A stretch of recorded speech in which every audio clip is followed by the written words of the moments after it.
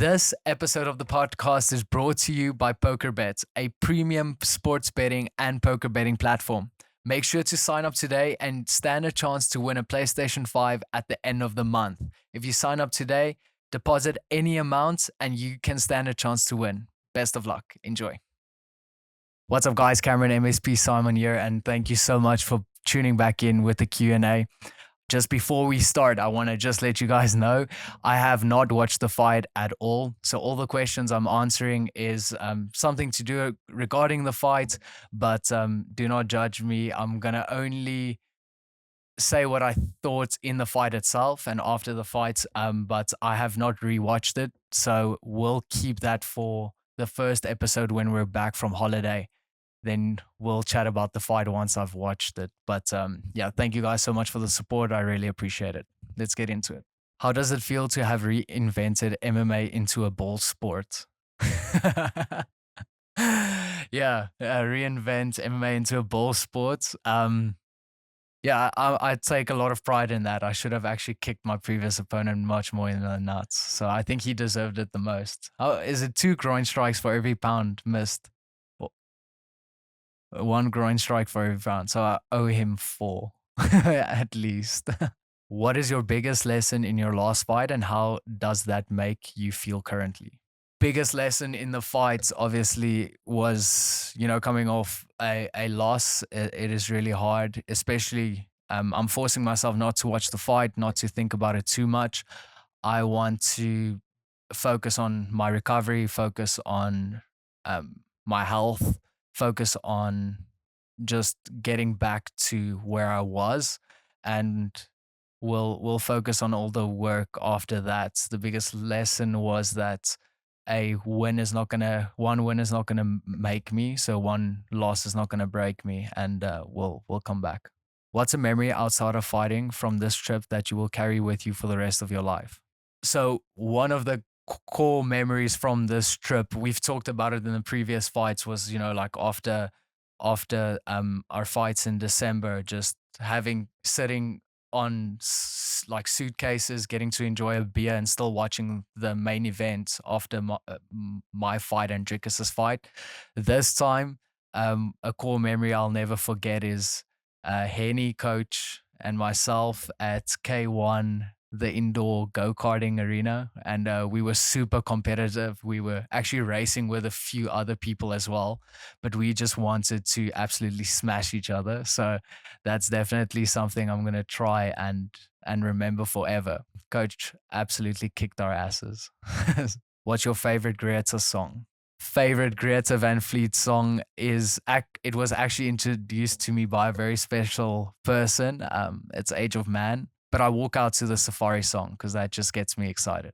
Do you think there should be tougher sanctions for fighters that don't make weight, especially when it's visibly used to their advantage? Tougher sanctions, especially with guys that lose weight, is definitely something I think they should look at. I might be a bit biased, but I would, I think one of the options can be, listen, you get to decide either you take 30% of his purse or 10% for every pound he misses weight. I think that's pretty fair and decent. Or you can do the alternative and be like, you can either take 10% for every pound he misses weight, or you take 10, 15, maybe 20% and a point deduction at the start of the fight. But like I said, I haven't watched the fight yet, so we'll see. I must say, honestly, a lot of I've seen some of the comments about guys saying, "Why did you still take the fight, even though he's in a different weight class?" Knowing what I know now, I would still take the fight. What's your favorite UFC match of all time?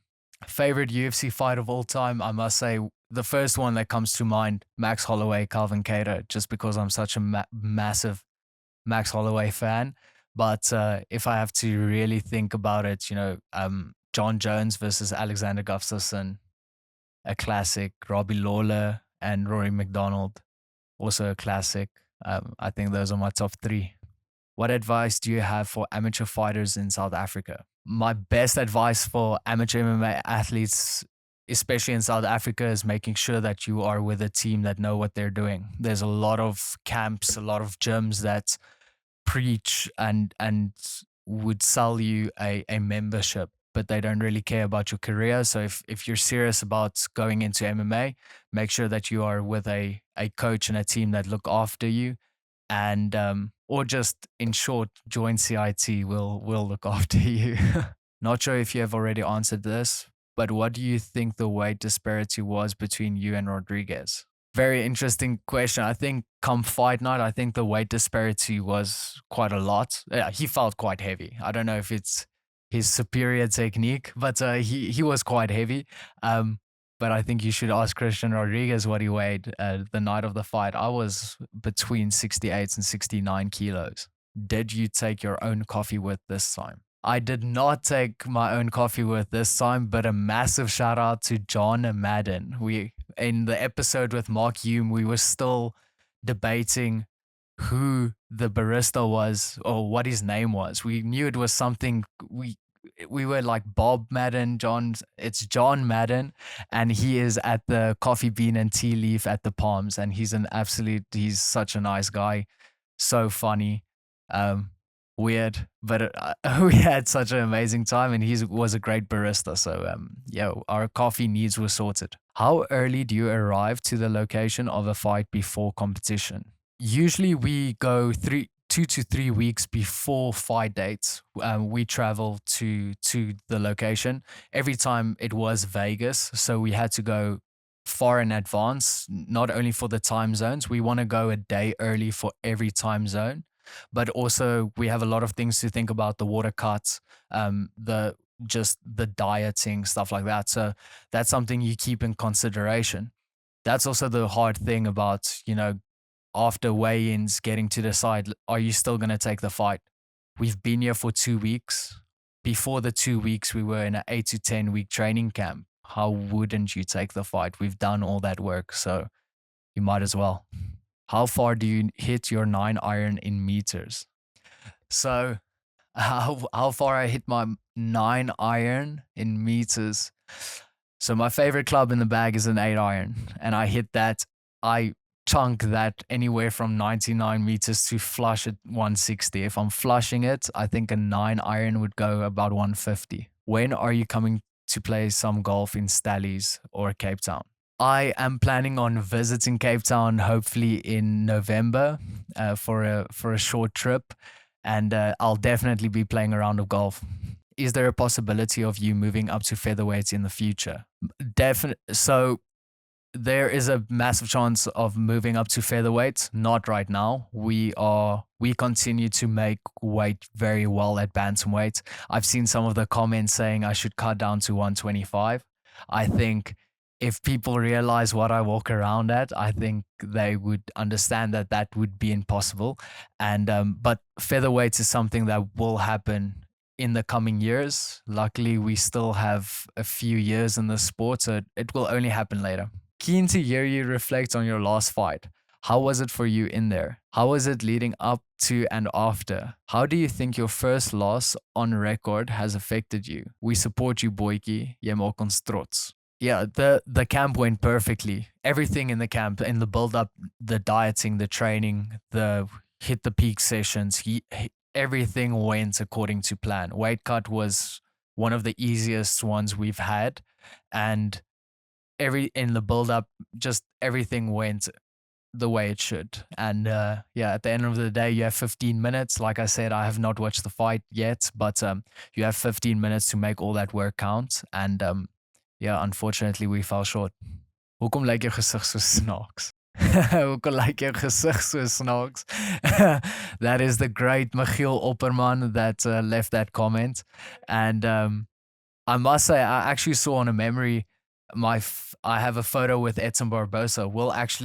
Gila will have you pull that up. On the 14th of October, 2020, I took a photo with Edson Barbosa on Fight Island when Drickus made his debut.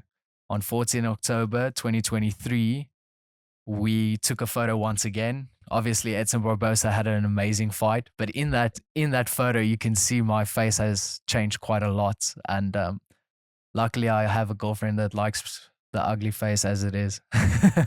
Thank you guys so much for watching. I hope you enjoyed. If you have any other questions, we are saving some of them for the first episode when we're back in studio to do a proper podcast session.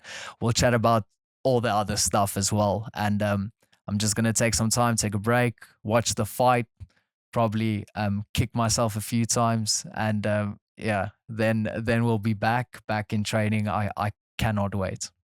Thank you guys so much for the support.